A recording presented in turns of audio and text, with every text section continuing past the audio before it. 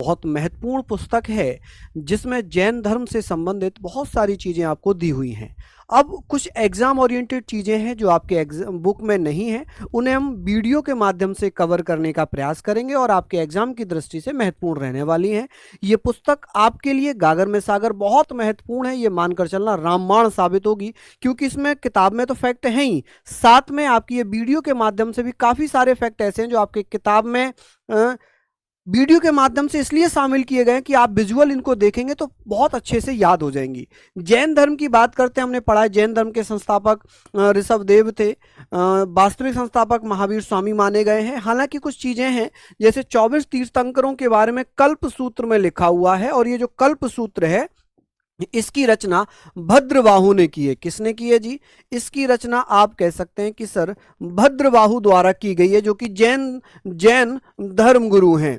ठीक है, जैन धर्म में सिंधु घाटी सभ्यता के समकालीन माना गया है कि जो जैन धर्म है वो सिंधु घाटी सभ्यता के समकालीन था। पहले तीर्थंकर थे ऋषभदेव, जिनका प्रतीक चिन्ह हुआ करता था सांड। इनका उपनाम था केसरिया देव या आदिनाथ। ऋग्वेद में आदिनाथ का वर्णन है। अगर बात करें कि ऋग्वेद में किस किस का वर्णन है, तो ऋग्वेद में आदिनाथ और आप कहेंगे सर किसका वर्णन हो जाएगा? आप कहेंगे अरिष्टनेमी का वर्णन है। ठीक है जी, अरिष्टनेमी को ऋग्वेद में वासुदेव कृष्ण का भाई बताया गया है। ठीक है, तो ऋग्वेद में भैया आप कहेंगे सर यहां पर अरिष्टनेमी का भी वर्णन है। किसका भैया?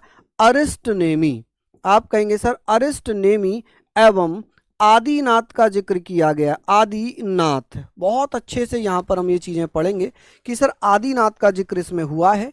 बात आती है कि सर दो पुस्तकें हैं ऋषभदेव, या ऐसे कह सकते हैं कि आदिनाथ की एक भरत है और एक महाबली बाहुबली जिसे हम कह सकते हैं। इनकी मूर्ति बनवाई गई है। कहां पर? श्रावणबेलगोला कर्नाटक में जिसे चामुंड राय के द्वारा बनवाया गया। बहुत अच्छा क्वेश्चन बनता है कि श्रावणबेलगोला में किसकी मूर्ति बनी हुई है, तो आप कहेंगे महाबली की या बाहुबली की। ये मूर्ति किससे संबंधित है? जैन धर्म से संबंधित है। किससे? जैन धर्म से। दो पुत्रों की बात हुई है, दो पुत्र, एक तो महाबली और एक बाहुबली। दो पुत्र किसके हैं? ऋषभदेव के। ऋषभदेव आदिनाथ के दो पुत्र हैं। कौन कौन से? भरत और महाबली। महाबली की मूर्ति जो है ये कर्नाटक के श्रावणबेलगोला में बनवाई गई है। किसके द्वारा बनवाई है? तो आप कहेंगे चामुंड राय के द्वारा। दामाद कौन थे महावीर स्वामी के? जमाली थे। ठीक है, अब बात आती है कि सर ये किसके दामाद हैं, तो आप कहेंगे सर ये महावीर स्वामी के दामाद हैं। किसके? महावीर स्वामी। बहुत अच्छे से आप लिखेंगे सर महावीर स्वामी। चलिए, महावीर स्वामी है जिनका पहला उपदेश इन्हीं से मिला है। इनकी जो भाषा है वो अर्धमगधी भाषा हो जाएगी। कौन सी? अर्धमगधी। कि सर ये बताइए महावीर स्वामी ने अपना पहला उपदेश किसको दिया था? जमाली को दिया था। किसको? जमाली को। कौन सी भाषा में? अर्धमगधी भाषा में दिया था। भाषा जो है बाद में प्राकृत हो गई। किसकी? महावीर स्वामी की। ठीक है, यहां पर हम महावीर स्वामी की बात करेंगे। चले, बहुत बढ़िया कि महावीर स्वामी की जो बाद में भाषा थी, महावीर स्वामी लिखिएगा, महावीर स्वामी। ठीक है, महावीर स्वामी की जो भाषा है बाद में प्राकृत हो गई। पहला उपदेश महावीर स्वामी ने राजगृह में दिया था, अर्धमागधी भाषा में। ठीक है, केवलिन जो आत्मा व शरीर के बीच में हो, आत्मा व शरीर के बीच में कैवल्य, यानी कि जो संबंध स्थापित करती है, जिसने सर्वोच्च ज्ञान प्राप्त कर लिया वो केवलिन कहलाता है। जिनका मतलब है खुद की इच्छाओं पर विजय प्राप्त करना, इसका मतलब होता है विजेता। क्या होता है इसका मतलब? विजेता। निर्ग्रंथ का मतलब होता है सांसारिक बंधनों से मुक्त। पार्श्वनाथ के जो शिष्य थे वो निर्ग्रंथ कहलाए, यानी कि वो सभी बंधनों से मुक्त थे। ज्ञान प्राप्ति वैशाख दशमी को प्राप्त होती है। महावीर स्वामी को ज्ञान कब मिला? वैशाख दशमी को। जैन धर्म की शाखाओं की अगर बात करें, एक है श्वेतांबर, एक है दिगंबर। श्वेतांबर के जो गुरु माने गए वो स्थूल भद्र हैं, जबकि दिगंबर के भद्रबाहु, यानी कि श्वेतांबर संप्रदाय के जो गुरु माने गए वो स्थूल भद्र, दिगंबर के कौन? भद्रबाहु।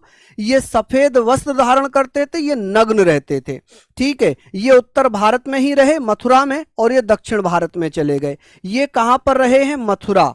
आप कहेंगे सर इनका मूल स्थान जो बना वो मथुरा बन गया, जबकि दिगंबर का क्या बन गया, आप कहेंगे सर इनका क्या बना, दक्षिण भारत। अब बात आती है दक्षिण भारत में श्वेतांबर शाखा का प्रचार किसने किया था, ये अच्छा क्वेश्चन है। जबकि दक्षिण भाषा में, दक्षिण भारत में किसकी, दिगंबर संप्रदाय था जैन धर्म का, लेकिन दक्षिण भारत में श्वेतांबर शाखा का जो प्रचार किया था वो किसने किया था, सुहिस्तन ने। किसने, सुहिस्तन ने किया था, सुहिस्तन। समझ रहे हैं आप लोग, किसने किया था, सुहिस्तन ने किया था। जैन संघ की बात करेंगे तो 11 गणधर थे। जैन संघ में कितने गणधर माने गए, जो मुखिया माने गए हैं, जो अध्यक्ष माने गए हैं, वो 11 गणधर थे। महावीर स्वामी की मृत्यु के समय जो अध्यक्ष हुआ करते थे वो इंद्रभूति थे। कौन थे, इंद्रभूति। जो 11 गणधर थे उनके अध्यक्ष में कौन थे पहले, तो आप कहेंगे सर यहां पर पहले थे कौन, सुधर्मन। लेकिन जब महावीर स्वामी की मृत्यु हुई तब अध्यक्ष कौन थे गणधर के, तो इंद्रभूति थे। जैन भिक्षुणी संघ की अध्यक्षता किसने की थी, आप कहेंगे सर जैन भिक्षुणी संघ के अध्यक्ष कौन थे, चंदना थी। अध्यक्षा कौन थी, चंदना। आप कहेंगे सर अध्यक्षा कौन थी, चंदना। अच्छा क्वेश्चन बनेगा, जैन भिक्षुणी संघ की अध्यक्षा कौन बन गई थी, चंदना बन गई थी। ठीक है, कौन, चंदना। ठीक है, तो यहां पर हम लोग बात करेंगे, बहुत अच्छा क्वेश्चन बनेगा। चलिए आगे बात करते हैं। लिखा है, देखिए यहां पर लिखा है कि भैया 60 दर्शन, जिसमें गौतम है, गौतम ने न्याय दर्शन की रचना की है। कपिल हैं जिन्होंने सांख्य दर्शन की रचना की है। एक कणाद हैं जिन्हें वैश्विक या वैशेषिक की रचना की है, वैशेषिक। पतंजलि हैं जिन्होंने योग दर्शन की रचना की है। एक जैमिनी है जिन्हें पूर्व मीमांसा की रचना की है। एक वादरायण है जिन्होंने उत्तर मीमांसा की रचना की है। किसकी, उत्तर मीमांसा की रचना की। ये बहुत महत्वपूर्ण बनेगा। अब आगे, ये तो जैन धर्म से चीजें थी, यहां तक आप इसको जरूर करेंगे और आशा है कि ये फैक्ट आपको अच्छे लग रहे होंगे। ठीक है, तो फिर मिलते हैं आपसे, तब तक के लिए।